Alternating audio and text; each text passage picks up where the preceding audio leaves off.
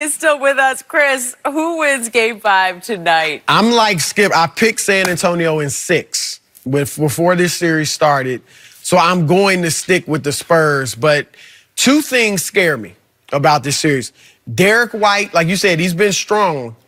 But he's become a key for them because for some reason, Aldridge has scored more in their losses by far. He's averaged like 16 points in their wins, 24 in their losses. DeRozan's been steady, steadily good the whole series.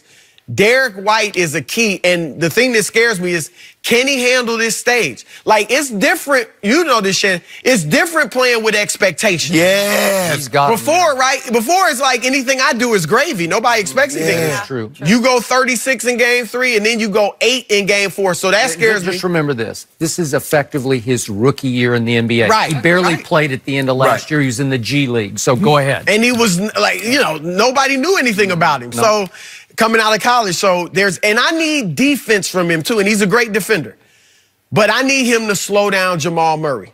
So I don't need him to give me 36, but he's got to play some really good defense and slow down Murray. And the second thing that scares me is Jokic, Nikola Jokic. Joker. They got him to be aggressive in Game 4. Yes. And that's not really who he is, right?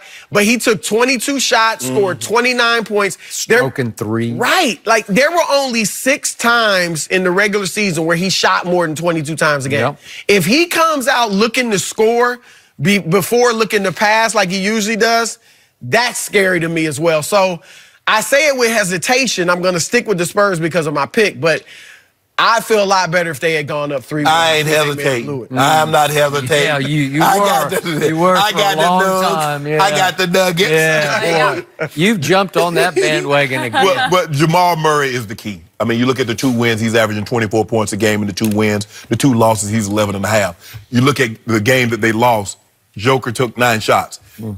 I'm not saying he needs to take 22, but he can't take 9. That's not nearly enough.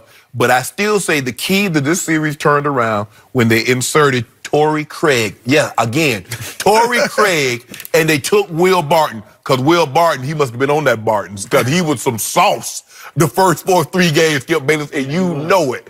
But now they got him in there. We rolling back with Law. We got the boys rolling. Yeah. I'm going to get me some dew at the end of this 7-game series. You didn't bet any dew. You're going to buy some if you want to. Go buy a 2-liter bottle. No. Joker's 20, 12, and 9. But he needs to be somewhere around 15, 20 shots. I'm not saying he needs to be, but he got to get 15 to 20 shots.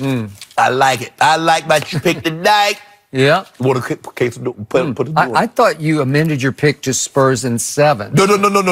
I had Nuggets in 7. You had the Spurs in 6. I'm sorry, Nuggets in 7. Didn't you switch to 7? I got Nuggets in 7. Okay. You had Spurs in 7. Okay. And I was like, how they gonna win? You're like, I don't know, but they're just gonna do it. And I am sticking with Spurs in 7. Spurs in 7. Now? And I have no idea how they're going to do it. I have no conviction about tonight. I have no idea what will happen tonight.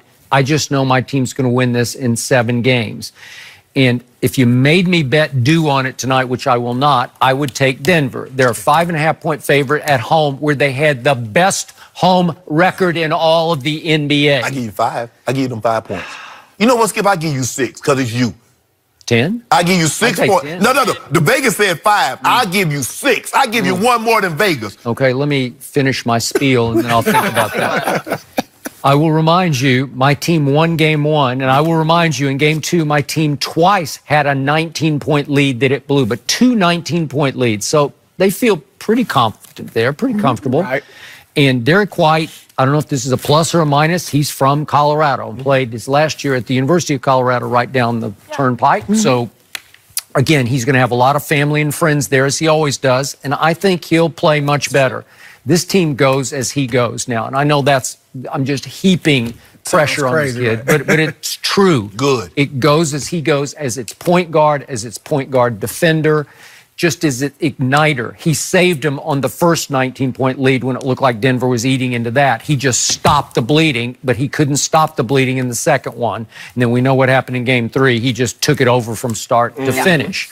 So what happened in Game 4 was that, I'm going to use what Pop has always said, San Antonio did not play with he calls the appropriate fear. You have to have appropriate fear because Denver is really good. They're loaded with athletes and shooters, and one of making threes. Maybe the best big man in basketball. He's tough. He's tough. Yep. And you're right. When they bombed threes like they bombed on Saturday, it was 15-31. It felt like 30-31 to me as a Spurs fan because I just covered my eyes after a while.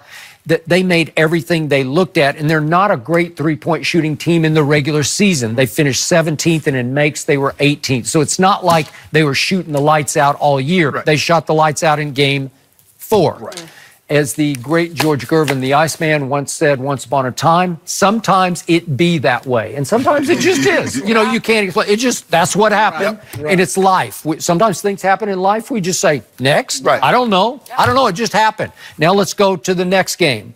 So will they play with the appropriate fear tonight? And again, San Antonio's not great at defending the three. They weren't great all year. So I think they finished 26th and defending the three. So I don't know why it doesn't fit their profile. They're great at shooting threes, high percentage. They don't shoot a lot, but they don't defend it well. So they're going to have to defend it. I just have this crazy feeling they're going to win it in 7 games, which would mean they would win Game 7 in Denver, where the pressure would shift back to the home team to hold home court. I'm with you on that. Like, I don't think this is a must-win for the Spurs. I think they could lose tonight. I would feel very confident in them winning Game 6. And then, like you said, going back for a Game 7, on the one hand, I feel like as the series goes on, the Nuggets are getting more and more experience. Murray's feeling more and more comfortable, their first playoffs. But that Game 7 pressure, I think it would be huge, and I would take the Spurs in that. So would I.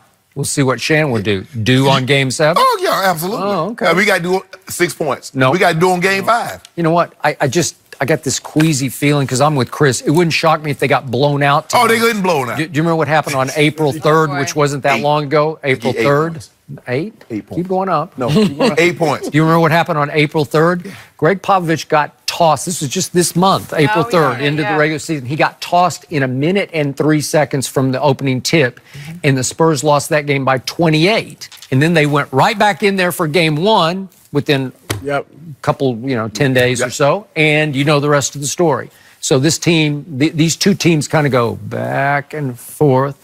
They lose appropriate fear of each other, and then the other team takes over. 8 right? points, Skip, for a 2-liter bottle of Dew. 10, 9, 8. Skip, that's 3 points. That's 3 points. That's 3 points over Vegas. I ain't even Vegas. I don't know. I just don't. I bet when I have conviction, and I don't have conviction. I know I don't. I just don't. I know you see what he tried to do, Skip. He's like, oh, I don't have conviction, but let me haul out 1-0. Okay, D. Over here. Ain't no. You got a little show left. No, I'm not gonna do it. Think about it.